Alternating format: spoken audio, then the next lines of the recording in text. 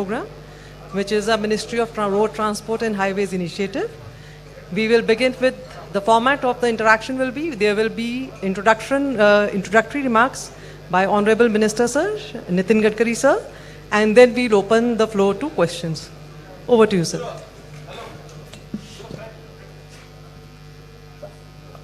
सबसे पहले मैं आप सबका स्वागत करता हूं। मंथन ये विशेष रूप से आपको पता है कि हमारी ट्रांसपोर्ट में जो कॉन्करेंट लिस्ट है हमारे संविधान में, उसमें ट्रांसपोर्ट क्षेत्र स्टेट और सेंट्रल दोनों के साथ आता है। जिन विषयों पर सेंट्रल गवर्नमेंट कानून बना सकती है उसको सेंट्रल लिस्ट कहा जाता है, और जिसमें स्टेट गवर्नमेंट कानून बनाती है उनको सब्जेक्ट को स्टेट सब्जेक्ट कहा जाता है, और जिसमें दोनों सरकारें कानून बना सकती है उसको कॉन्करेंट लिस्ट कहा जाता है। तो ये जो ट्रांसपोर्ट का फील्ड था, इसमें हमारा जो मोटर व्हीकल एक्ट है, ये कॉन्करेंट लिस्ट में आता है। और इसलिए पिछले 2-3 साल में मैंने सभी राज्य सरकार के ट्रांसपोर्ट मंत्रियों के साथ विचार विमर्श करने के बाद विशेष रूप से हमने ये motor vehicle act, road safety bill हमने पार्लियामेंट में पास किया, और उसके आधार पर काफ़ी रिफॉर्म इस सेक्टर में हुआ है, और उसके लिए चर्चा करने के लिए, उसका इम्प्लीमेंटेशन करने के लिए ये मंथन का आयोजन हुआ है। मुझे बहुत खुशी हुई कि करीब 6 राज्यों ने 100% इस एक्ट को इम्प्लीमेंट किया है, और करीब 14 राज्यों ने 80% इसको इम्प्लीमेंट किया है। और ये जो मंथन में चर्चा हुई, मंत्री जी आप सामने बैठ जाइए, इधर आइए, आइए, आप इधर बैठिए, नहीं इधर बैठिए, आइए, हाँ बैठिए। तो साधारणतः इसमें ये जो मंथन था, come together, thinks together and works together, and to establish cooperation, coordination and communication between the stake holders. तो इसमें ट्रांसपोर्टर के भी प्रतिनिधि थे, आरटीओ और परिवहन विभाग के भी अधिकारी थे, मंत्री भी थे। रोड सेक्टर में हमारे कुछ विशेष रूप से टेक्नोलॉजी, अलग अलग प्रकार की बातें, कॉन्ट्रैक्टर, कंसल्टेंट, उनके भी प्रतिनिधि थे, और राज्य सरकार के कंसर्निंग अधिकारी थे। तो साधारणतः 2 दिन हमने इसमें काफ़ी अध्ययन किया। एक एक्सपो भी हुआ, एक बहुत अच्छा ड्रोन शो भी हुआ, और एक्सपो में भी काफ़ी नई सॉइल स्टेबिलिटी टेक्नोलॉजी, इक्विपमेंट्स, अलग अलग प्रकार के रोड सेफ्टी के ये नए ऑटोमोबाइल के मॉडल्स, ऐसी काफ़ी बातें इसमें थी। इसमें total 80 ministers from all states, PWD, transport and industries, ये शरीक हुए थे। 140 plus principal secretaries and chief engineers, NH and transport commissioners, ये इसमें शामिल हुए थे। और मोर देन 10 सेशंस हुए, ऑन अराउंड 12 थीम्स थी। Drone show on infrastructure development ये भी हुआ, और इसमें काफ़ी प्रोडक्टिव डायलॉग हुआ। मुझे इस बात की खुशी है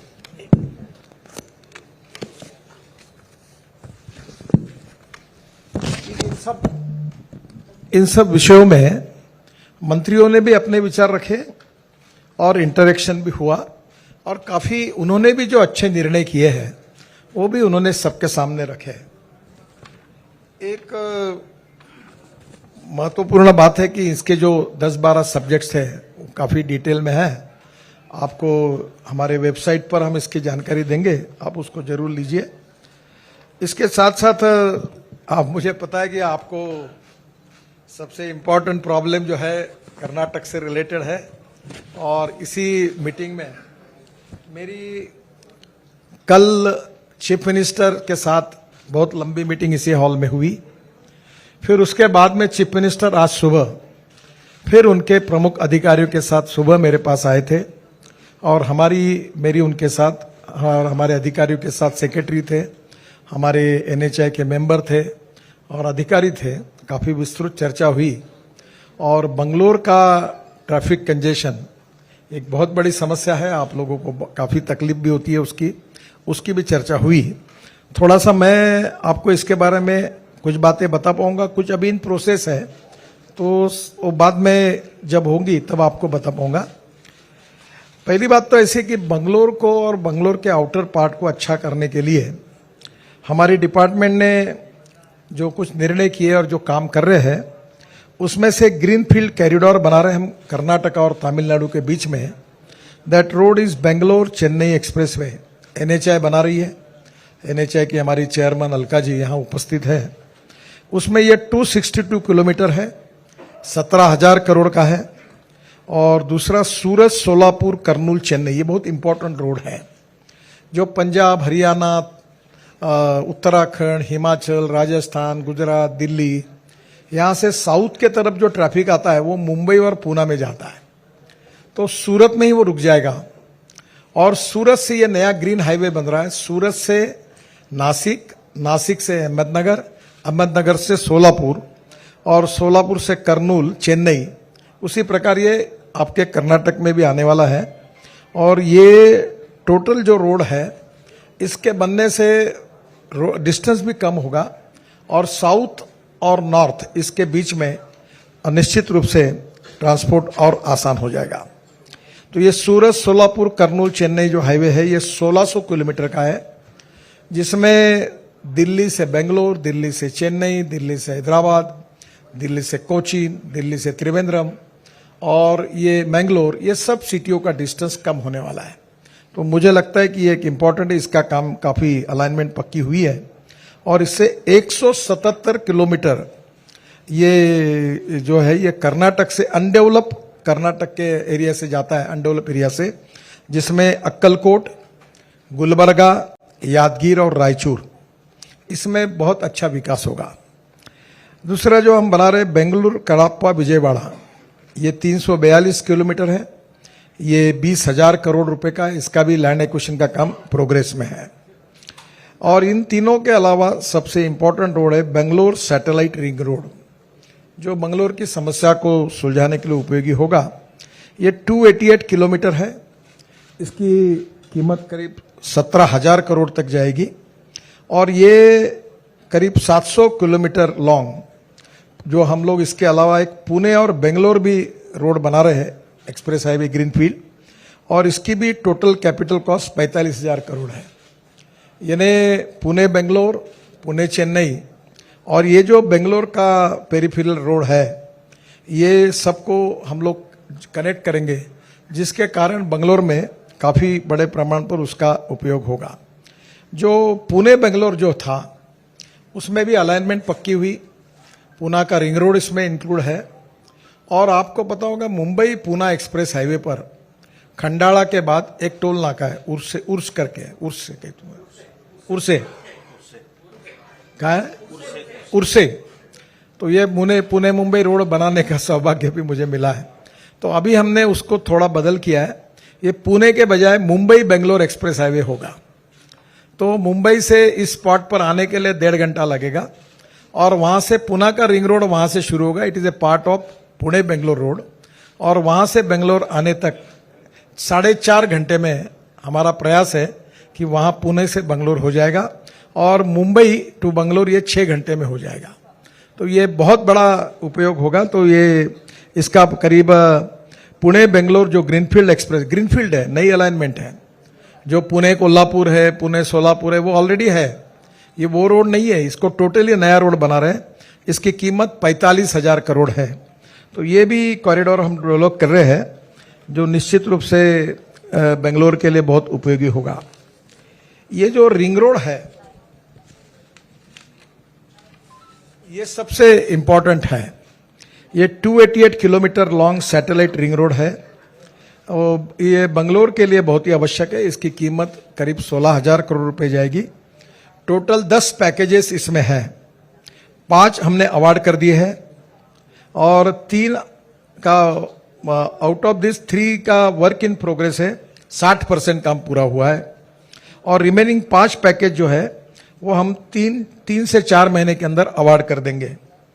फॉरेस्ट क्लियरेंस का एक जगह प्रॉब्लम है, is in progress, and because it passes through Bannerghatta national park, वहां थोड़ा प्रॉब्लम है। तो ये जैसे भी हो जाएगा तो ये होगा। It will provide connectivity to the proposed MMLP. हमने बेंगलोर कर्नाटक के साथ भी एक बहुत बड़ा मल्टी मॉडल लॉजिस्टिक हब बना रहे हैं। मैंने आज मुख्यमंत्री जी को एक बात बताई कि हम दिल्ली को डिकंजेस्ट करने के लिए 60,000 करोड़ का एक प्रोजेक्ट कर रहे हैं जिसमें रोड बन रहे हैं। अब उसके साथ साथ हमने दिल्ली में एक ऐसा प्रपोजल दिया है कि दिल्ली के होलसेल मार्केट, दिल्ली के कंटेनर डेपो, दिल्ली के फ्रूट एंड वेजिटेबल बाजार, दिल्ली के क्लॉथ, इलेक्ट्रॉनिक, सब wholesale market, pre cooling plant, cold storage, hardware के गोडाउन, हमने एक दिल्ली में 12,000 करोड़ का एक पेरिफेरियल रोड बनाया है, जैसा बेंगलोर का ये बना रहे। तो मैंने मुख्यमंत्री जी को ये सुझाव दिया है कि आप इस निमित्त इस रोड पर जो बेंगलोर में कंजेशन कर रहे हैं, ऐसी सब इनको बढ़िया अच्छे मार्केट इस रोड पर बनाने के लिए करेंगे तो स्वाभाविक रूप से बेंगलोर के अंदर का कंजेशन कम होगा। ये जो MMLP है, इसमें electric manufacturing clusters, automobile industries, pharma and medical clusters, ये सब करने के बारे में आज हमने सुझाव दिया है, जिसमें राज्य सरकार योजनाएं तैयार करेगी। एक MMLP तो हम बना रहे हैं। Out of 288 kilometre, 140 kilometre length has been awarded and construction has already been started on 80 kilometre length. और रिमेनिंग पैकेज जो है वो नवंबर में इस साल अवार्ड हो जाएंगे।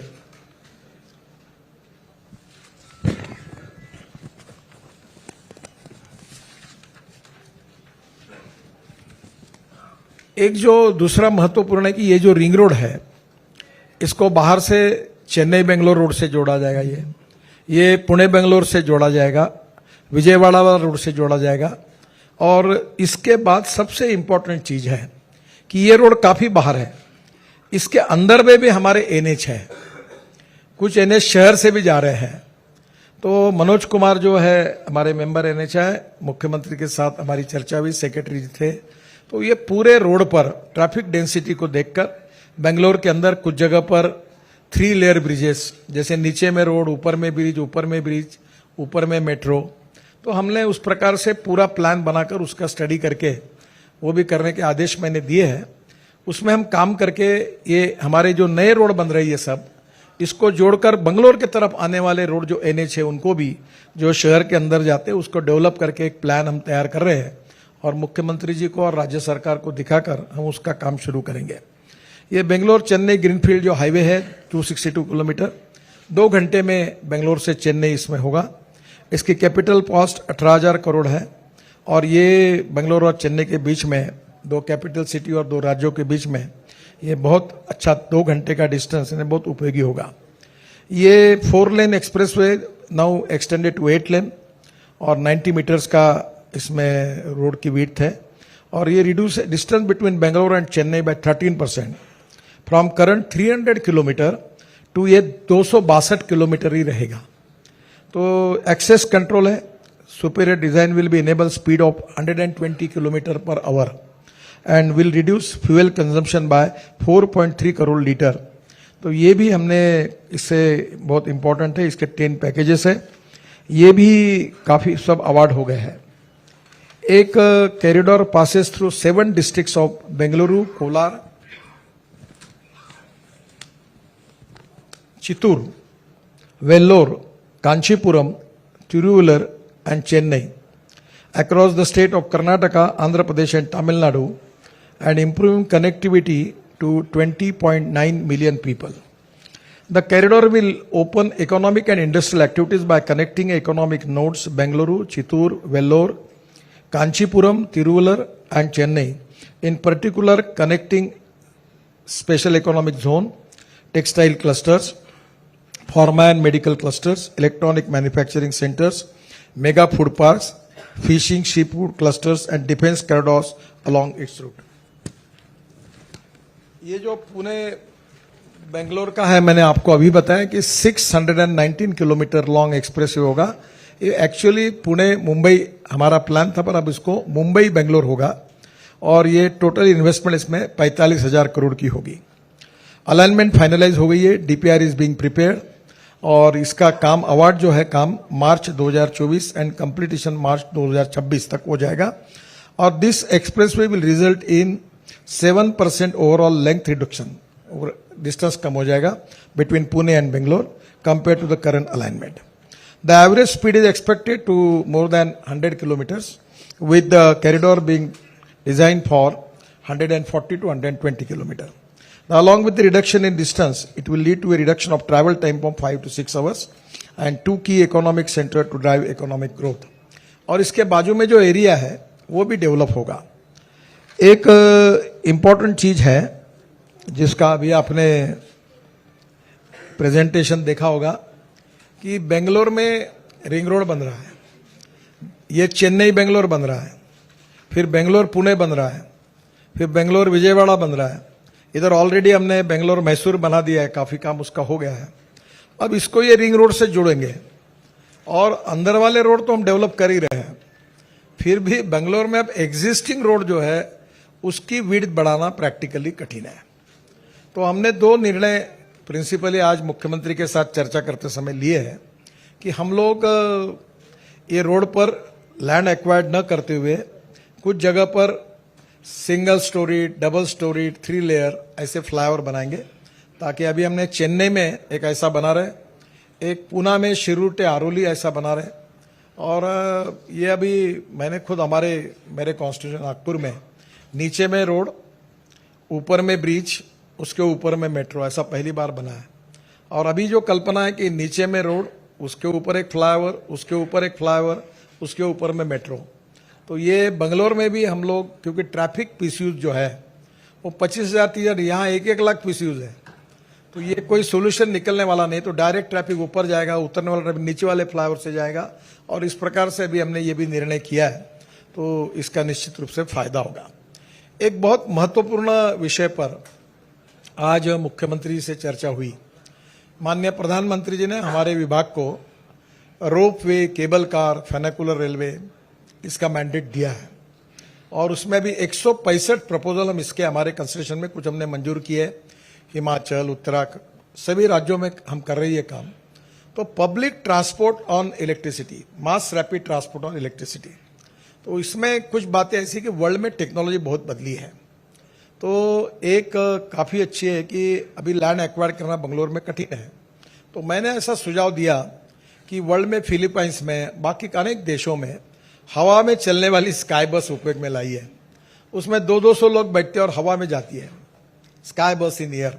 तो उसके बारे में आज ही मैंने हमारे एनएचआई में जो हमारी लोग इस पे काम करते हैं उनको कहा था कि वर्ल्ड के एक्सपर्ट से एक बार बंगलोर के लोगों का, बंगलोर की स्थिति का अध्ययन करके एक कर लो, और उसके बाद ये इस प्रकार का कोई सॉल्यूशन पब्लिक ट्रांसपोर्ट में हम बंगलोर को दे सकते हैं क्या, तो हम इसको फाइनेंशियली सपोर्ट कर सकते हैं. और ये हमारे डिपार्टमेंट का ही मैंडेट है.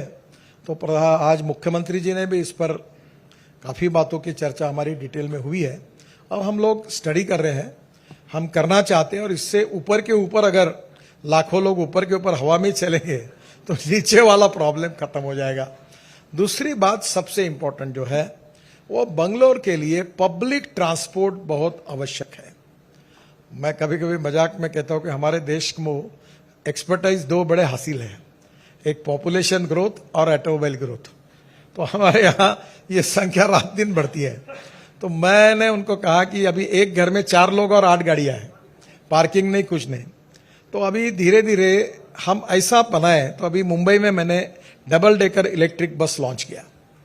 फिर हमने अभी एक ट्रॉली बस की कल्पना है. क्या है कि ये जो इलेक्ट्रिक बस है इसमें लिथियम आयन बैटरी लगती है. तो अभी हम उसमें ये ट्रॉली बस है ना, 88 लोगों की कैपेसिटी, और जैसे हमारे इसमें बिजनेस क्लास होता है हवाई जहाज में, वैसा उतना अच्छा कंफर्ट देकर लोग बस में लैपटॉप लेकर बैठेंगे, अपना काम करेंगे और आराम से जाएंगे. तो मुंबई में ऐसी एक स्कीम उन्होंने तैयार की कि मोबाइल फोन पर वो बस निकली है, वो जब स्टॉप पे आएगी, कितने बजे आ रही है, तो वो अपना टिकट उसमें बुक करेंगे, सीट रिजर्व करेंगे. तो उतरने वाले व्यक्ति के पास उनको बुकिंग मिल जाएगा 3:30 के बस में, 4:40 के बस में. तो ये जो बड़े प्रमाण पर पब्लिक ट्रांसपोर्ट को कंफर्टेबल करना, कॉस्ट इफेक्टिव करना. अभी आपको बताता हूं कि मैंने आज एक आह्वान किया है कि 5 साल के अंदर हमारे देश में 1.5 लाख बसेस है. तो मैंने सब ट्रांसपोर्ट मंत्रियों को यह आह्वान किया कि 5 साल के अंदर हमारे देश में 5 लाख बसेस होंगी और पूरी इलेक्ट्रिक पर होगी, या अल्टरनेटिव फ्यूल, डीजल पर कोई नहीं होगा. अब देखिए डीजल पेट्रोल पे जाते तो 10 रुपया, अगर आप डीजल पे जाते तो 9 रुपया, अगर रेलवे से जाते हैं तो 6 रुपया और इलेक्ट्रिक से जाते तो 1 रुपया।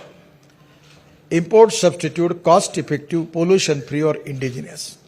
हमने विस्तृत लेवल पर green hydrogen, ethanol, methanol, biodiesel, bio LNG, bio CNG और उसके साथ साथ हमने काफ़ी चर्चा की। मुझे बहुत खुशी है कि मेरे पास हाइड्रोजन की कार है दिल्ली में। आप एक चक्कर मारोगे तो ऐसी कंफर्टेबल कार है, कोई भी कार से बहुत अच्छी है। ना धुआं निकलता है, ना पानी गिरता है, ना आवाज होता है।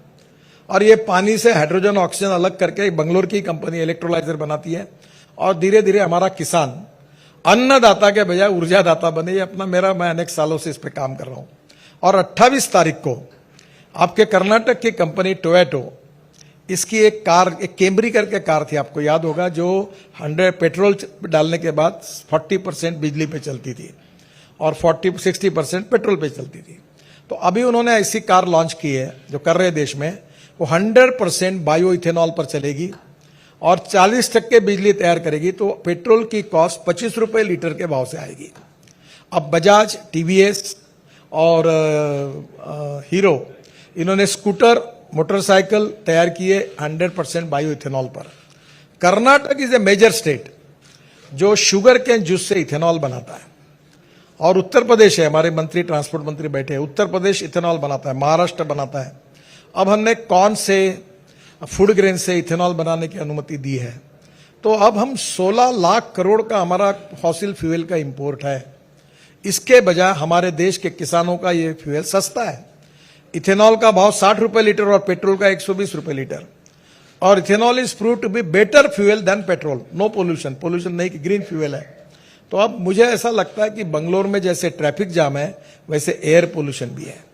तो ये जो बड़े प्रमाण पर ट्रैफिक सिस्टम, इलेक्ट्रिक की बसेस, इलेक्ट्रिक की कार, इलेक्ट्रिक की स्कूटर, इलेक्ट्रिक की ऑटो रिक्शा और उसके साथ इथेनॉल का उपयोग, अब कंस्ट्रक्शन इक्विपमेंट करने वालों को भी मैंने कहा है कि आप पेट्रोल डीजल से मुक्ति पाओ। और जेसीबी ने मेरे कहने पर सीएनजी और डीजल ऐसा हाइब्रिड मॉडल बनाया तो उनको 1000 जेसीबी का रशिया में ऑर्डर मिला। अब वर्ल्ड में भी लोग ग्रीन के बारे में बहुत आग्रही है। तो इसलिए जो फॉसिल फ्यूल है हजार्डस है, हेल्थ के लिए अच्छे नहीं है और इकोनॉमी के लिए प्रॉब्लमेटिक है। तो बड़े प्रमाण पर पोल्यूशन भी कम करना, ट्रैफिक जाम भी कम करना और इलेक्ट्रिक पर mass rapid transport, public transport को इनकरेज करना, तो जो हमारे जिम्मे है, हमारे नेशनल हाईवे जो है उतना डिजाइन हम कर रहे हैं। उसके साथ साथ जो स्काई बस है या जो टेक्नोलॉजी उसका हम करेंगे, वो भी हम कर रहे हैं। और 3 महीने के अंदर हम कंक्लूजन पर आएंगे। हम काम को लगे, मैंने टाइम पीरियड दिया हुआ है। और फिर मैंने मुख्यमंत्री जी को ये कहा है कि क्या ये रिंग रोड के आजू बाजू में आप बंगलोर में जो कंजेशन करें उनको वहां शिफ्ट कर सकते हैं। कुछ इंडस्ट्रियल क्लस्टर, स्मार्ट सिटीज की उधर योजना कर सकते हैं। तो जगह अवेलेबल है। अब हम जब रोड बना रहे हैं तो जगह का भाव 1 करोड़ पर एकड़ है, रोड बनाएंगे तो 5 करोड़ रुपए पर एकड़ होगा। तो मैंने कहा आप जगह वहां ले लो और प्लान करो तो आप बंगलोर को डिकंजेस्ट कर पाएंगे, जैसे दिल्ली की योजना बनी। तो उस पर स्टेट गवर्नमेंट भी कुछ कर रही है। मैंने उनको एक मॉडल बताया कि मैं महाराष्ट्र में मंत्री था तो मेरे पास 5 करोड़ रुपए थे और 10,000 करोड़ के काम करने थे। तो मैंने एमएसआरडीसी की स्थापना की और कैपिटल मार्केट से पहली बार 600 करोड़ लिए। मैं 97-98 की बात कर रहा हूं। और मुझे 600 करोड़ के लिए बॉन्ड इश्यू सब्सक्राइब किया तो मुझे 1200 करोड़ मिले। 500 करोड़ के लिए चाहिए था तो फिर 1150 करोड़ मिले।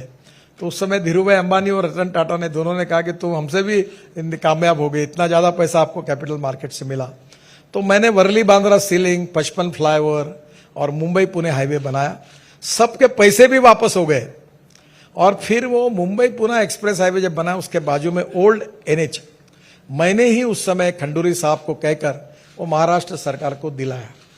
अब आप स्थिति ऐसी है कि उन्होंने पहले तो पैसे वसूल किए, काम किए, और वो रोड को अभी मुंबई पुणे हाईवे और पुराने रोड को मिलकर उनने 10 साल के लिए मोनेटाइज किया तो 10,000 करोड़ रुपए उनको जेब में मिले। तो मैंने आज उदाहरण वो चीफ मिनिस्टर और फाइनेंस सेक्रेटरी और सबको बताया कि आप कुछ पैसा आपके बजट से डालिए और कुछ पैसा मार्केट से खड़ा करिए और बंगलोर के विकास के लिए एक अथॉरिटी बनाइए सरकार में सबने मिलकर काम करना, इसका अर्थ कोई किसी ने काम नहीं करना। एक कहता है फॉरवर्ड, दूसरा कहता है बैकवर्ड। नहीं, आप क्या ऐसा नहीं होता होगा, पर यह प्रॉब्लम आता है।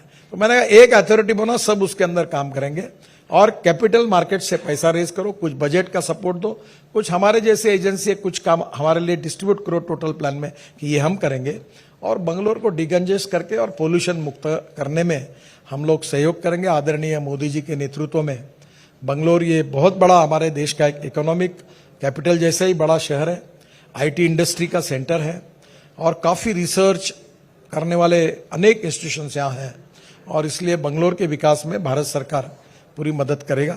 मैंने मेरे संबंधित विषय आपके सामने रखे हैं, इन्हीं विषयों के बारे में आप मुझे सवाल पूछिए।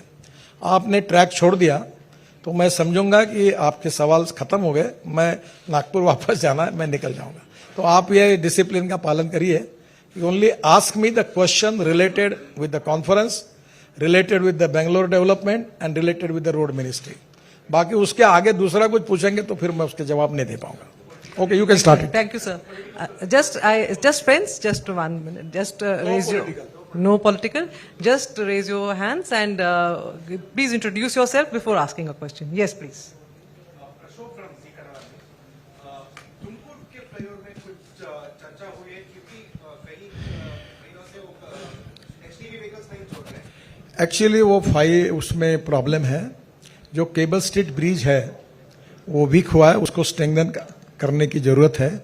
और आज ही सुबह सेक्रेटरी और हमारी एनएचएचएम सबसे बात हो गई है, और उसको जो प्रेजेंट कॉन्ट्रैक्टर है नवयुगा करके, वो करने के पोजीशन में नहीं है। 25 करोड़ का काम है, दूसरे कॉन्ट्रैक्टर को देकर वो काम करने के आदेश दिए हैं। उसके कारण बहुत तकलीफ हो रही है आपको, सीएम साहब ने भी मुझे बताया, और निश्चित रूप से मैं उसके लिए क्षमा प्रार्थी हूं, पर वो काम तुरंत करने के बारे में आदेश दिए हैं। शायद 2-3 महीने में काम हो जाएगा।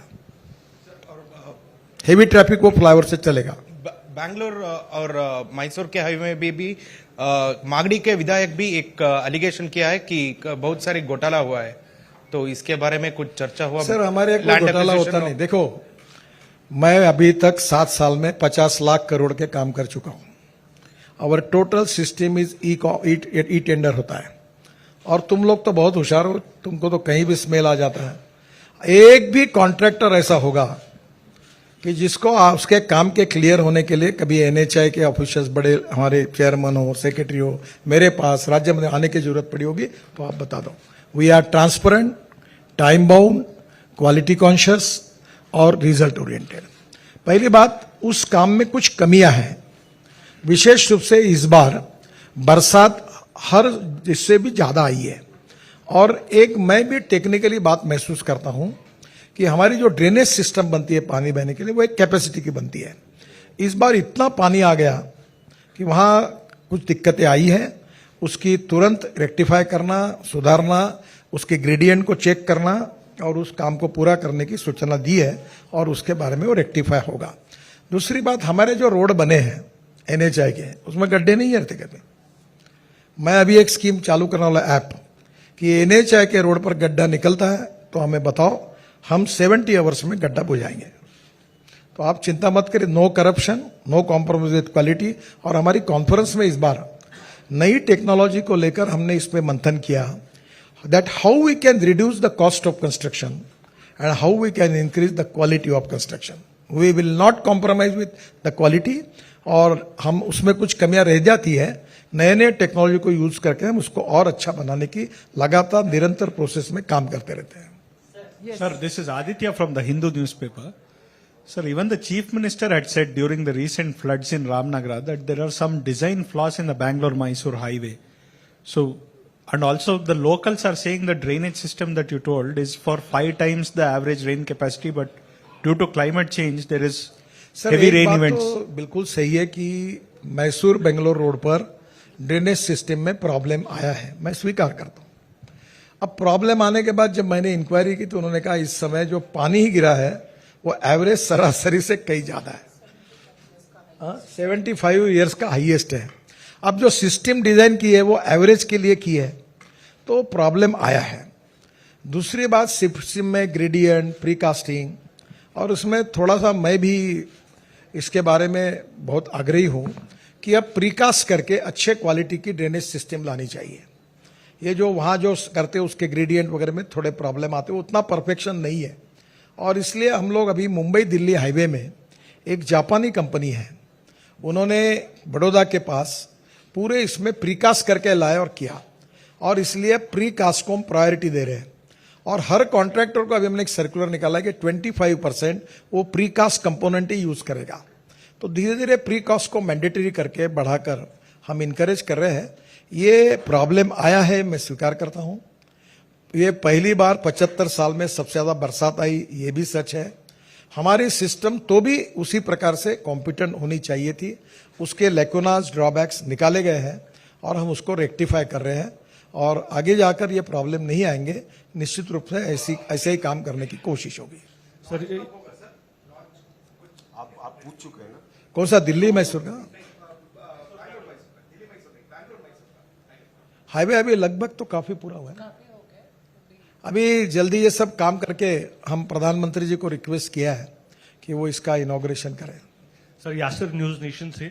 सर नए हाईवे जितने भी बन रहे हैं, देखा जा रहा है कि गाड़ियों की रफ्तार काफी तेज हो रही है। आपने कुछ दिन पहले भी कहा था कि सीट बेल्ट अब मैंडेटरी होंगे, एयर बैग्स में। इसको लेकर थोड़ा सा विस्तार से जानकारी देंगे कि कब से ये मैंडेटरी होगा सीट बेल्ट की? जो सर आपको एक बात बताता हूं, नाम नहीं लेता। आज भी मैं जब उतरा कल रात को, तो मेरे बुलेट प्रूफ गाड़ी के ड्राइवर ने मेरा बेल्ट पीछे में बांध के रखा था। तो मैंने बेटा होगा उसका ऐसा मत करना। अभी बीच में एक क्लिप आई थी, अमेजोन पे मिलती थी, वो ट्याव ट्याव बजता था सामने, तो वो क्लिप लगा देते थे। आपकी मदद चाहिए। आज मैंने अक्षय कुमार की 3 एडवर्टाइजमेंट लॉन्च की। मुझे जब बंगलोर उतरा तो लंदन से अक्षय कुमार जी का फोन आया, और उन्होंने मुझे कहा कि नितिन जी, ये कुछ भी करके इस समय ये कैंपेन शुरू करिए। देश में साइरस मिस्त्री के एक्सीडेंट के कारण अच्छा वातावरण तो लोगों तक जाएगा। तो पहली बात, सामने बेल्ट लगाइए। दूसरी बात, हमने अब पीछे भी बेल्ट लगाना मैंडेटरी कर दिया, तो पीछे भी बेल्ट लगाइए। ये बहुत इंपॉर्टेंट है, आपका जीवन महत्वपूर्ण है। देश में 5 लाख एक्सीडेंट होते हैं, 1.5 लाख मौतें होती है, और 3 लाख लोगों के हाथ पैर टूट जाते हैं। जी, अपने जीडीपी को 3% लॉस होता है। तो मुझे लगता है ये बहुत ही, 18 से 34 वयोगट के 60% लोग मरते हैं। और आज मैंने इस कॉन्फ्रेंस में ये आह्वान किया सभी मंत्रियों को कि हम सब मिलकर ये संकल्प करते हैं कि 2024 समाप्त होने के पहले हम मरने वालों की संख्या 50% और एक्सीडेंट की संख्या 50% कम करेंगे। आप कभी समय मिलेगा तो पीयूष तिवारी करके है यहाँ, वो एनजीओ है, उन्होंने मुंबई पुणे पर बहुत अच्छा काम किया, 50% एक्सीडेंट डेथ कम किए। हमने उनको कुछ एनजीओ को नेशनल हाईवे का ये जो रोड सेफ्टी का ऑडिट करने के लिए कहा, और अभी हम इंजीनियरिंग कॉलेज, पॉलिटेक्निक और आईआईटी को इन्वॉल्व करके जिस निकषों पर उन्होंने काम किया उसके आधार पर हमारे पूरे एनएचआई के रोड का ऑडिट करने वाले हैं। और फिर मैंने स्टेट गवर्नमेंट को कहा कि आपके रोड का भी आप करिए और ये ड्रॉबैक्स को दूर करिए। रोड इंजन के ड्रॉबैक्स होते हैं, कुछ ऑटोमोबाइल इंजन के होते हैं, कुछ इमरजेंसी सर्विसेज, हेल्थ सर्विसेज के लिए हमको करना पड़ेगा, और एजुकेशन करना पड़ेगा। मुझे बहुत खुशी है कि अमिताभ बच्चन जी को मैं अभी मिला था बीच में, उन्होंने फ्री ऑफ चार्ज ये कैंपेन में भाग लेने के लिए कहा कि मैं काम करूंगा। Akshay Kumar ji free of charge इसमें काम करते हैं, काफ़ी फिल्म एक्टर, क्रिकेटर्स करते हैं। और मीडिया से आप मित्रों को भी मैं आह्वान करूंगा कि ये रोड सेफ्टी के काम में जो अवेयरनेस हम कर रहे, क्रिएट करना चाहते हैं, उसमें आप लोग भी सहयोग करें, और आपकी सबके सहयोग से हम इसको कम करेंगे। Sir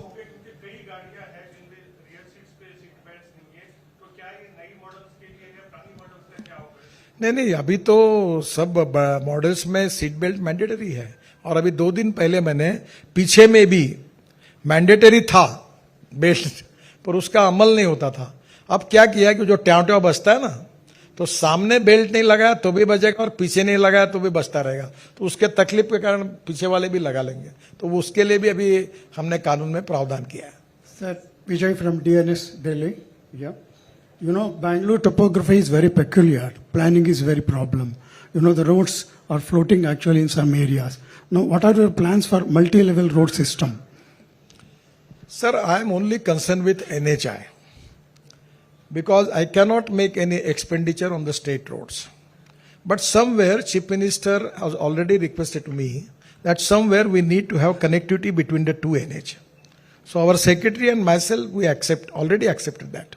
Now the problem is that we will make 2-layer, 3-layer flyovers. We will make underpass. We will make again new design of the squares where how we can stop the traffic congestion. That on the NH road, we are going to plan and we are going to prepare the project report and we will implement that. Regarding the other roads are concerned, it is totally state government concern. We will help them, but ultimately state government has to find out the solutions for that. Sir नमस्कार Yes. Sir Bengaluru international airport अभी बारिश आ गया तो बहुत तकलीफ होता है तब तकलीफ कैसा होता है बोलो तो गाड़ी इधर से उधर रुक जाता है फ्लाइट का भी छोड़ना पड़ता है और टोल के लिए भी वेट करना पड़ता है वो बारिश का टाइम पे एटलीस्ट उन लोग छोड़ दिया तो कस्टमर पैसेंजर तो ट्रैवल कर सकता है ये टोल के लिए हम नंबर प्लेट के आधार पर हम लोग सिस्टम कर रहे हैं कहीं रुकने की जरूरत नहीं कोई अड़ाएगा नहीं और आपका फोटो निकल जाएगा नंबर प्लेट से और जहां से आप जाओगे वहां से और जहां से निकलोगे वहां से और आपके बैंक अकाउंट से पैसा निकल जाएगा दूसरी बात जितना जाओगे उतना ही पैसा निकलेगा अभी आज जैसा ये मंथन हुआ तो मैंने एनएचए चेयरमैन को कहा कि आज मैंने 5 स्टार्टअप कुछ बंगलोर के थे उनको अवार्ड दिया है सर्टिफिकेट भी दिया है तो हम लोग इन सब लोगों को बुलाकर एक ऐसा बड़ा कॉन्फ्रेंस कर रहे हैं उनकी प्रेजेंटेशन कर रहे हैं और जल्दी ही जैसे ये फास्ट ट्रैक हमने शुरू किया था तो ये ऑटोमोबाइल नंबर प्लेट के आधार पर हम लोग ये करने की कोशिश करें जिससे आपको ये तकलीफ नहीं आएगी Sir, connecting from Hassan to Mangalore, you had proposed earlier as a new highway system. What is the progress on that, sir? मुझे हाँ क्या है पांडे जी अब मुझे तो कर्नाटक मालूम नहीं पूरा बेंगलोर मालूम है अभी इतना पूछो तो डिटेल कहाँ पता And moreover, sir. शिराडी Ghat Yes, sir. शिराडी घाट के लिए आपका फॉरेस्ट एंड एनवायरमेंट मंत्री तंग आ गया मैं पीछे पढ़ के सभी मंत्री सिद्धारामैया येदुरप्पा जी बाद में अभी हमारे बोमई जी मैं सबको बैठा हूं अभी उसमें मैंने एक्सपर्ट भेजे बहुत मेहनत की फिर मैंने अपने एक्सपर्ट भेजे अब एग्जिस्टिंग रोड को फर्स्ट फेज में 4 लेनिंग करने रहे फॉरेस्ट एनवायरमेंट का क्लियरेंस शायद मुझे बताया गया कि अब उनका हो जाएगा दे आर पॉजिटिव दिल्ली में भी बात होगी वो मिलने के बाद शिराडी घाट को करेंगे फिर भी ये होने के बाद जो टनल है जो 15,000 करोड़ रुपए खर्चा आता है वो भी करने की हमारी इच्छा है क्योंकि it is very important life line for south Karnataka south ही कर्नाटका है ना वो नहीं कौन सा है वो नॉर्थ कोस्टल कर्नाटका तो मैं समझता हूं कि मैं पोर्ट का मंत्री था अब पूरे कंटेनर वहां आते हैं एक्सपोर्ट इंपोर्ट में नुकसान हो रहा है तो ये पूरा हम लोग करेंगे पहले फर्स्ट में 4 लेन रोड बना देंगे तो आपका प्रॉब्लम सॉल्व होगा हम बहुत वॉर फुटिंग पर उसके पीछे लगे हैं और फिर सेकंड स्टेज में हम टनल भी बनाएंगे So wherever the repair is happening in the toll roads also, when repair is happening, there is a lot of congestion, but still those people collect the toll fee, even if there is congestion, even if the sir road ये is not ऐसा है कि free. एक बार road बनाने के बाद हम toll connect करने का अधिकार प्राइवेट लोगों को भी देते हैं तो बरसात में अभी एक हुआ है जो हम भी सीख रहे हैं वो ऐसा है कि बिटुमिन रोड जहां बरसात पड़ती है वहां उपयोग के नहीं है तो हमने एक नई टेक्नोलॉजी लाई है कि बिटुमिन रोड का जहां का बेस अच्छा मजबूत है उसको हम 6 इंच से 8 इंच वाइट टॉपिंग करें कॉन्क्रीटिंग करें और कॉन्क्रीटिंग करने के बाद जर्मनी में जो एडवांस थे उसमें 1.5 इंच का बिटुमिन सरफेसिंग होता था तो अभी पुराने जो हमारे टायर्स है वो इंपोर्ट करने की अनुमति हमने दी है और उसमें 30 रुपए किलो के भाव से रबर की पाउडर मिलती है तो बिटुमिन में और वो मिक्स करके वो एक बिटुमिन सरफेसिंग करने में उसमें भी टेक्नोलॉजी है अलग अलग मत है तो हम धीरे धीरे ये करेंगे तो 25 साल कुछ नहीं होगा अभी मैं देखो 97 में मैंने मुंबई पुणे हाईवे बनाया था अभी भी आप जाते हो है कई गड्ढे कहीं नहीं है तो इसलिए अब धीरे धीरे जहां बरसात ज्यादा आती है वहां कंक्रीट रोड बनाए बिना कोई उपाय नहीं है जहां समुद्र नजदीक आता है वहां स्टील के बजाय स्टेनलेस स्टील यूज करने के सिवा कोई इलाज नहीं है क्योंकि सड़ जाता है पूरा वो तो ये धीरे धीरे हम भी टेक्नोलॉजी से रिपोर्ट से काफी चेंजेस कर रहे हैं तो अभी ये व्हाइट टॉपिंग जो है कंक्रीटिंग इस काम कर रहे हैं कल सॉइल स्टेबिलाइज के ऊपर बहुत काम हमारे हुआ है इन्वायरमेंट के लिए बहुत अच्छा हुआ अभी अमृत सरोवर के लिए एक एसओपी निकाली गई है हमारे डिपार्टमेंट से कर्नाटक में मैं आह्वान करूंगा कि दौड़ने वाले पानी को चलने के लिए लगाओ चलने वाले पानी को रुकने के लिए लगाओ रुके हुए पानी को जमीन को पीने के लिए लगाओ गांव का पानी गांव में खेत का पानी खेत में घर का पानी घर में मैं किसान हूं अभी मैंने हमारे यहाँ अकोला में पंजाबराव कृषि विद्यापीठ में 37 लेक बनाए 10,000 हेक्टेयर जमीन पानी के नीचे आई, वहां किसान आत्महत्या कर, वहां सब प्रॉब्लम सॉल्व हो गया। अब मैं तो वैसे रोड का हूं, पर मैंने एग्रीकल्चर के लिए 2 डिलीट मुझे मिली 2 यूनिवर्सिटी की, तो मेरा इंटरेस्ट है वाटर कंजर्वेशन, एग्रीकल्चर। तो मैं कर्नाटक में आवांगा, जितने रोड बनाएंगे तो जो एग्रीगेट लगेगा तो अमृत सरोवर बनाएंगे, नदी नालों का खोलीकरण रुंदीकरण करके वाटर कंजर्वेशन के लिए कोशिश करेंगे। तो ये भी काम कर्नाटक में बड़े प्रमाण पर करना चाहते हैं। आज राज्य सरकार को भी कहा, हम इसको लिए निश्चित उपयोग करेंगे। Sir, Pramod Raghavan from Bharat 24 national news channel. मेरा सवाल सर 2 छोटे छोटे सवाल हैं। एक तो ये कि आपने एक बार कहा था कि 10 साल के अंदर मैं डीजल और पेट्रोल की गाड़ियां खत्म कर देना चाहता हूं। मैं पूरी तरीके से ठान चुका हूं और नेचुरली आप जो कर रहे हैं वो दिख रहा है। तो इस पर कहां तक आपकी बातचीत कहां तक हो रही है, कितनी कंपनियों से कैसी चर्चा चल रही है, कितने एक स्पीड में? और दूसरा छोटा सा सवाल ये कि जो स्काई बस का आपने जो उल्लेख किया कि बैंगलोर में आपने एक सीएम से भी आपने बात की और उस चीज को भी लाना चाहते हैं, तो ये स्काई बस का जो कंसेप्ट है ये कितनी जल्द हम इसको देख सकते हैं कि बैंगलोर में ये होते हुए दिखेगा, या पहला शहर होगा बैंगलोर, या कोई और ऑलरेडी कोई बातचीत या तो चीजें हो वाराणसी चुकी में बन हैं? रहा है। 165 प्रपोजल अलग अलग प्रकार के हैं। और पहली बात तो ऐसी है कि मैं इसके बारे में एकदम अधिकृत कुछ बताऊं। आज ही मैंने प्रकाश गौड़ करके हमारी जो कंपनी मैडम के अंडर काम करते हैं, उनको ये कहा कि ये काम इंडियन कंसल्टेंट से नहीं होगा। और इसमें वर्ल्ड में 2 कंपनियां हैं, डॉफलमेयर और प्यूमा, जो ज्यादातर काम कर चुकी है। डॉफलमेयर है ऑस्ट्रिया से, प्यूमा है फ्रांस से। तो मैंने उनको कहा कि एक प्रिलिमिनरी रिपोर्ट कि कौन सी टेक्नोलॉजी सिलेक्ट करना, कौन से पॉन्ड लगाना, कैसे करना, इसका रिपोर्ट एक इंटरनेशनल कंसल्टेंट से प्रिलिमिनरी रिपोर्ट तैयार करो। मैं 3 महीने के अंदर ये रिपोर्ट तैयार करके मुख्यमंत्री को हम प्रेजेंट करेंगे और उनकी अनुमति से फिर ये प्रपोजल तय करेंगे। कोशिश यही है कि करीब मैक्सिमम, क्योंकि बंगलोर में संख्या बहुत ज़्यादा है, तो हम लोग वो स्पॉट कहाँ से किसको जोड़ना, कैसे जाना, फिर उसमें करेंगे। जहाँ रोड मिलता है, जहाँ मेट्रो मिलती है, उसको जोड़ेंगे। तो अभी जैसे मुंबई में मैंने एक योजना बनाई है, अब वो इतनी सुंदर है। मैं शिपिंग मंत्री था तब कि मुंबई में नया एयरपोर्ट बन रहा है, तो मैंने ये कहा कि मैक्सिमम 13 to 70 मिनट्स मुंबई का कोई भी आदमी नए एयरपोर्ट पे पहुंचेगा। आप कभी इटली में, वेनिस में गए होंगे, जहां होटल से उतरकर पानी से एयरपोर्ट जाते हैं। तो मुंबई में वो आज हाइवरक्राफ्ट यहाँ था प्रदर्शन में, अगर होगा तो देख लो आप। तो मैंने ऑलरेडी रिपोर्ट बनाया, उसके लिए मैंने जेटीज मंजूर कर दी। और अभी बेस्ट को, मुख्यमंत्री और मैं बेस्ट के कार्यक्रम में था, तो मैंने उनको कहा कि मुंबई की किसी भी दिशा से जिसको एयरपोर्ट जाना हो 13 से 17 मिनट जाएगा। तो मैंने अलीबाग टू मुंबई में एक बीपीटी में एक रोरो रोपैक्स शुरू किया है, ब्रह्मपुत्रा में 9 शुरू किया है, गंगा में भी है। वो क्या है कि आपकी ट्रक, आपकी बस और आपकी गाड़ी आप जहाज के अंदर डाल देते हो।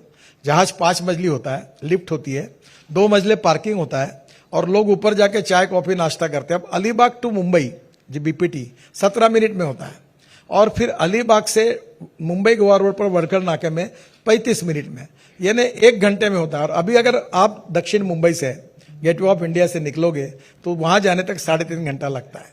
तो लोग क्या कर रहे हैं, अब गाड़ा डाल रहे, दिन भर चालू, आप मुंबई जाके एक बार इसका आनंद करो। और ऐसे ही रोपैक्स है, ये भी बन सकते हैं। तो धीरे धीरे अलग अलग प्रकार के मोड है। अभी ये आपका जो स्काई बस की बात की है, उसमें भी हम लोग कोशिश करें। अभी एक हाइपर लूप तक की बात है। अभी दिल्ली और मुंबई हमारे पास लैंड है, अब मैं रेलवे भी बना सकता हूं, बुलेट ट्रेन भी कल से शुरू कर सकते हैं काम, क्योंकि लैंड इज अवेलेबल। हम लोग ये, अभी मैं इलेक्ट्रिक हाईवे के लिए भी कोशिश कर रहा हूं। इट्स नॉट टू डिक्लेयर मत करो एकदम, it is in the process. नहीं तो आप बोलेंगे कभी गडकरी डिक्लेयर, ऐसा मत करो। अभी दिल्ली से जयपुर हम केबल लगा रहे हैं। और दूसरा एक बात आप बेंगलोर के लिए आग्रह करिए राज्य सरकार को, ये ट्रॉली बस होती है, इसकी कैपेसिटी 88 है और उसकी कैपिटल कॉस्ट 50 से 60 लाख रुपए है। और लिथियम आयन बस की कीमत 1.5 करोड़ है, क्योंकि इसमें बैटरी लगती नहीं, वो ऊपर में चलती है। उसमें कंफर्टेबल ट्रॉली बस अगर बंगलोर में शुरू हो जाएगी, तो जो कार में जाता है वो बस में जाएगा, लैपटॉप वगैरह लगा के सो के जाएगा अपने आईटी ऑफिस में। तो नेचुरली लोग पब्लिक ट्रांसपोर्ट को अगर यूज करेंगे तो कारें कम आएंगी रोड पर, तो ट्रैफिक कंजेशन कम होगा। तो ऐसे अनेक प्रकार के उपाय। आपके पास समुद्र तो नहीं है, यहाँ नदी तो नहीं है जैसे एम्स्टरडैम में है, तो नेचुरली आपको इस परिस्थिति में अध्ययन करना पड़ेगा। हम लोग कर रहे हैं, 3 महीने के अंदर रिपोर्ट लाएंगे और फिर सीएम को बताएंगे, तो पब्लिक की भी चर्चा के लिए आपको भी दिखा देंगे। सर, मेरा नाम आयशा है, फ्रॉम डीडी न्यूज। सर, आपने ट्रांसपेरेंसी की बात कही, लेकिन हमने देखा है कि कई राज्यों में कॉन्ट्रैक्टर्स और सरकार आमने सामने होती है, कई आरोप लग रहे हैं। खुद कर्नाटका में भी देखिए खुलकर आरोप लगाते हैं कॉन्ट्रैक्टर्स। तो क्या सरकार या केंद्र सरकार के पास कुछ ऐसी योजना है जिसके तहत कॉन्ट्रैक्टर्स को एक अम्ब्रेला में लाया जाए और एक यूनिफॉर्म रेट्स की घोषणा, किस तरह से इसको कंट्रोल कर पाएंगे आप? मैं आपको एक बात बताता हूं, आप एक रिसर्च पत्रकारिता चलाइए। अभी मैं 7-8 साल से मंत्री हूं और मेरे को जितने डिपार्टमेंट में उसमें 50 लाख करोड़ मैं क्रॉस कर चुका हूं। और मैं अक्सर पॉलिटिशियन और अधिकारियों सबको कहता हूं कि राजनीति है, पैसा कमाने का धंधा नहीं है। पैसा कमाना चाहिए, आप टेक्नोलॉजी में 10 काम करो, ट्रेड, बिजनेस, इंडस्ट्री, खेती बाड़ी करो, कोई प्रॉब्लम नहीं है, पर मंत्री इसका नहीं होता। तो मैं राज्य सरकार के बारे में तो मुझे पता नहीं, मैं कोई कमेंट्स करूंगा नहीं, पर रिगार्डिंग एनएचए के बारे में नीचे पे लेवल पर इधर उधर कभी कुछ लोग पकड़े जाते हैं, वो हमारे लिए दुखद है। पर एक बात मैं बताता हूं, आज तक ऐसा एक भी घटना नहीं है कि हमारे सिस्टम के बारे में, हमारे मंत्रिमंडल में हमने किए हुए निर्णयों के बारे में हमने गलत काम किया, किसी को निर्णय किया। मैं अक्सर हमारे अधिकारी को कहता हूं कि I will be the last person कि जो आपको कानून तोड़ने के लिए कहेगा। Don't break the law, bend the law up to the last limit of bending point. मैं आपको बताता हूं कि मेरे पास बहुत आउट ऑफ बॉक्स ये सोल्यूशन होते हैं। अब सरकारी अधिकारी तो सीधे चलते बेचारे, कल कुछ हुआ तो उनके भी प्रॉब्लम आता है। तो मैं कहता हूं पंचायत बिठाओ, मिनट्स बनाओ। और मैडम आपको बताता हूं, मैं तो अधिकारी नहीं हूं, पर हिंदुस्तान में जब मैं मंत्री बना तो 406 प्रोजेक्ट 3,85,000 करोड़ के स्टॉल प्रोजेक्ट थे, बंद पड़े थे। हमारे मंत्री विभाग ने रात को 12-12 बजे तक हम बैठते थे और हमने इस देश की भारतीय बैंकों को 3 लाख करोड़ के एनपीए से बचाया, 40,000 करोड़ के प्रोजेक्ट टर्मिनेट किए। और मैं एक थोड़ा सा, मेरा एक स्वभाव है कि मैं बहुत पॉजिटिव हूं। मैं आखिरी लेवल तक I am trying to find out the solution. देखो, डाइवर्स करना इतना आसान नहीं होता, बोलना बहुत आसान होता है। पूरा उसको कॉन्ट्रैक्टर को छोड़ने के बाद उसको नया कॉन्ट्रैक्टर लाना, 1-1 साल काम नहीं होता, गड्ढे पड़े रहते हैं, वो भी प्रॉब्लम मैंने देखे हैं। और इसलिए आज आपको हमारा कोई कॉन्ट्रैक्टर ऐसा कहता है कि एनएचआई में, मिनिस्ट्री में हमको ये टेंडर ऐसा मिल गया, ये टेंडर वैसा मिल गया, तो आप बिल्कुल जरूर लिखिए। We are very transparent, time bound, result oriented and corruption free. अब हमारी सिस्टम को राज्य सरकार भी उसका उपयोग करे तो हम उनको सहयोग करने के लिए तैयार हैं। हमने कंप्यूटराइज सिस्टम बनाई है, सॉफ्टवेयर डेवलप किया है, धीरे धीरे और हम परफेक्शन की तरफ जा रहे हैं। और मैं आपकी बात से सहमत हूं कि हमें किसी प्रकार के भी करप्शन को टॉलरेट नहीं करना चाहिए, क्वालिटी के बारे में टॉलरेट नहीं करना चाहिए। और इसीलिए आप कभी भी मेरे वाक्यों को भी बहुत लिखते हो।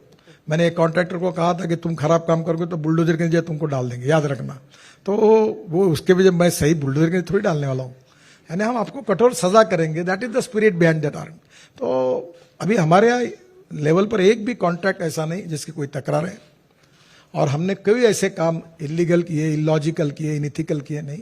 हमने 50 लाख करोड़ के काम अभी तक दे चुके हैं। There is not a single complaint against any work. थोड़े बहुत जो पर क्यों लागू नहीं हो पाता सर? स्टेट्स पर क्यों नहीं लागू हो सकता ये जो आप कर रहे हैं? तो केंद्र सरकार एक स्कीम नहीं ला सकती? You have appropriate question to the wrong person. Thank you, sir. Sir, any more questions from our एक और सवाल है सर। हाल ही में प्रधानमंत्री ने बेंगलुरु में सागरमाला के तहत कई योजनाओं का आगाज किया और लास्ट माइल कनेक्टिविटी पर उन्होंने जोर दिया। गति शक्ति के तहत सागरमाला और भारतमाला अगर जोड़ने के प्रोजेक्ट्स हैं तो 2 टियर सिटीज डेवलप भी हो सकते हैं इसके जरिए। तो इन प्रोजेक्ट्स में कर्नाटक में कितने ऐसे प्रोजेक्ट्स हैं जो लास्ट माइल कनेक्टिविटी पर मैंने इतना रामायण बताया। अब सौभाग्य से ये दोनों प्रोजेक्ट का शुरुआत करने वाला मैं हूं, सागरमाला और भारतमाला। सागरमाला प्रोजेक्ट 16 लाख करोड़ का था और मेरा बजट था शिपिंग का 800 करोड़ का। तो पूरी तरह हमने 8 लाख करोड़ के काम कर लिए पूरे, और वाटरवेज बना दिए, जैसे वाराणसी टू हल्दिया बनाया, ब्रह्मपुत्रा का ड्रेजिंग किया, बराक का किया। बांग्लादेश में जाकर कल परसों मैं बांग्लादेश के प्रधानमंत्री के साथ खाना खा रहा था, तो उनको याद वो बताई, सुषमा जी थी, और उनने मुझे कहा, नितिन, प्रधानमंत्री की इच्छा है कि ब्रह्मपुत्रा को मुंगली पोर्ट तक बांग्लादेश में 250 किलोमीटर ड्रेजिंग कर दो। तो उनकी इच्छा है कि आपने ये करना चाहिए, आप करोगे क्या? मैंने बोला आप ऑर्डर करोगे तो मैं कर दूंगा। तो उन्होंने कहा ऑर्डर तो नहीं करती, पर भाई के रूप में मेरी इच्छा है तुम ये कर दो, बांग्लादेश हमारा मित्र राष्ट्र है। तो मैंने बांग्लादेश में घुसकर भी 250 किलोमीटर कर दिया। तो ये सागरमाला और भारतमाला बहुत अच्छे प्रोजेक्ट है। अब इसके क्वांटम इतना बड़ा है कि भारतमाला 1 और भारतमाला 2 मिलकर अल्टीमेटली वो 25 लाख से 30 लाख करोड़ के होंगे। और काफ़ी प्रोजेक्ट शुरू हुए, काफ़ी चल रहे हैं। और ये लोग मुझे बोलते हैं कि तुम लाखों करोड़ में बात करते हो, पैसे कहाँ से आते हैं? तो मैं बोलता हूँ पैसे की कोई कमी नहीं है, पैसा बहुत है। तो आज मैंने मुख्यमंत्री को भी कुछ मंत्र बताया कि पैसा कैसे आ सकता है। तो ये दोनों प्रोजेक्ट है, कभी आप इसका डिटेल स्टडी करिए। अब प्रधानमंत्री जी ने एक अच्छी बात कही कि डिपार्टमेंट साइलो में चलते हैं। जैसे अभी शिराड़ी घाट में हमको टनल बनाना है, तो रेलवे को भी बनाना होगा।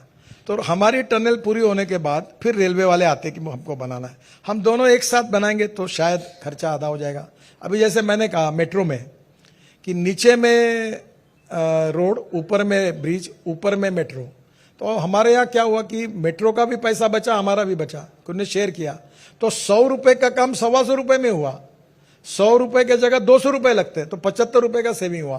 तो उन्होंने कहा कि डिपार्टमेंट के बीच में कोऑपरेशन, कोऑर्डिनेशन और कम्युनिकेशन हो तो गति शक्ति का नाम से पोर्ट को कनेक्टिविटी करना, फिर लॉजिस्टिक पार्क को जोड़ना, इंडस्ट्रियल क्लस्टर को जोड़ना, फिर हाईवे वैसे प्लान करना। अभी हम लॉजिस्टिक पार्क 2 लाख करोड़ के लॉजिस्टिक पार्क बना रहे हैं, तो इसको इंटरचेंज करके जोड़ना, ये सब गति शक्ति में आया है। काफी इस पर काम हुआ है। सर आप बस एक छोटा सा सवाल सर आखिरी, अब अभी खत्म सर एक छोटा सा आखिरी सवाल कि आपने जैसे अभी कहा कि मुख्यमंत्री जी को, कर्नाटक मुख्यमंत्री जी को आपने कुछ मंत्र दिए हैं। सर ये जो फ्लड और जो भी आया था, तमाम तरह की बात बहुत अच्छी तरीके से आपने रखी और बहुत मुझे लगता है कि आने वाले समय में ये सुधर भी जाएंगी। लेकिन एक छोटी सी चीज उसमें छूट गई कि यहाँ पर मुख्यमंत्री जी ने खुद मीडिया के सामने माना था कि इंक्रोचमेंट हुआ है। ये इंक्रोचमेंट को लेकर क्या सोल्यूशन निकल सकता है? आप ऐसी कोई चर्चा, ऐसी कोई बात बताने के लिए भूल गया, मैं वाटर रिसोर्सेस मंत्री था। तो ये रिवर कनेक्टिविटी के मैंने 47 प्रोजेक्ट बनाए थे। उसमें से 18 प्रोजेक्ट के डीपीआर पूरे हुए थे।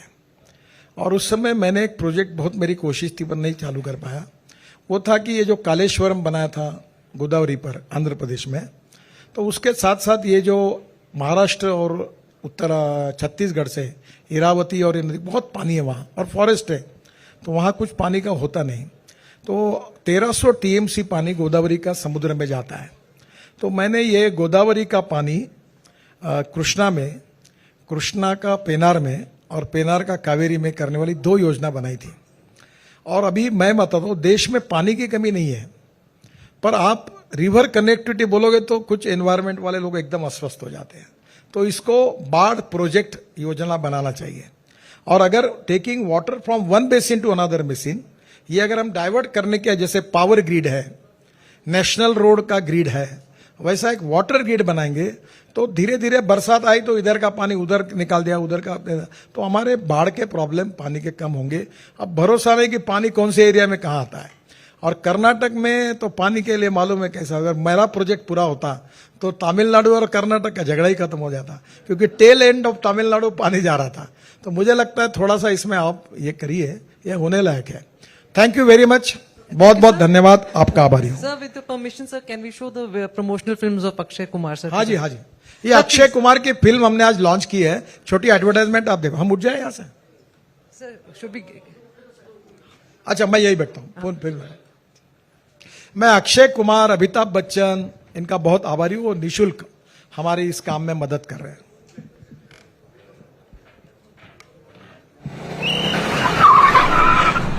मस्त मास्क पहना रे तूने। Thank you sir. वो जान बचाने के लिए पहनना पड़ता है ना सर। रेडीमेड है या टेलर मेड है? ऑनलाइन ऑर्डर किया है सर। एक और है ना सर? देना। बहुत मस्त लगे आपको। ये ना सर। सर ना भाई, जान बचाने के लिए बाइक चलाते वक्त सिर्फ खोपड़े पे मास्क पहनेगा तो खोपड़े को कौन